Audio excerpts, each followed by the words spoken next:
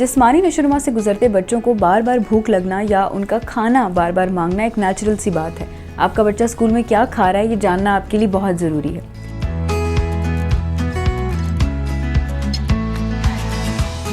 जब भी आपके बच्चे को स्कूल में भूख लगेगी तो उसके पास वही ऑप्शंस अवेलेबल होंगी जो आप उसे लंच बॉक्स में रख कर देंगे।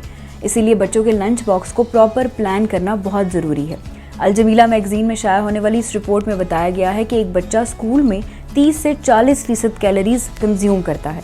ये कैलोरीज हेल्दी हैं या नॉन हेल्दी, ये जानने के लिए वालिदैन को चाहिए कि वो महीने में एक दफ़ा या पेरेंट्स टीचर मीटिंग के दौरान बच्चों के असातिज़ा से कैफेटेरिया और कैंटीन पर मिलने वाली चीज़ों के बारे में भी डिस्कशन करें। कुछ वालिदैन अपने बच्चों को बोर्डिंग स्कूल में एडमिशन दिलवाते हैं जहाँ बच्चा रहकर पढ़ाई करता है।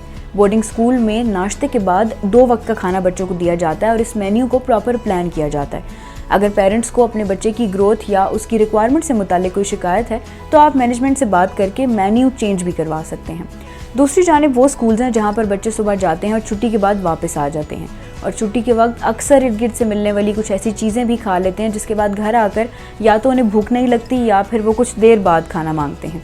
ऐसी सूरत में भी वालिदैन को चाहिए कि वो स्कूल कैंटीन, कैफेटेरिया और इर्द गिर्द मिलने वाली चीज़ों पर चेक रखें।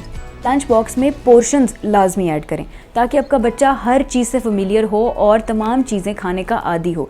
जैसे आप फ्रूट्स, वेजिटेबल्स और ड्राई फ्रूट्स वगैरह ऐड करें। कोशिश करें कि मीठी और चिकनाई वाली चीज़ें कम से कम इस्तेमाल करें।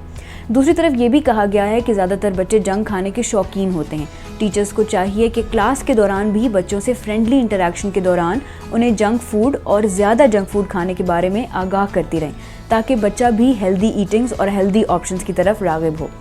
आइंदा जब भी आप मंथली या वीकली विजिट करें तो स्कूल मैनेजमेंट और टीचर से मार्क्स और ग्रेड्स के अलावा अपने बच्चे की हेल्दी ईटिंग्स और हैबिट्स के बारे में ज़रूर बात करें। इस हवाले से मज़ीद जानने के लिए देखिए urdunews.com।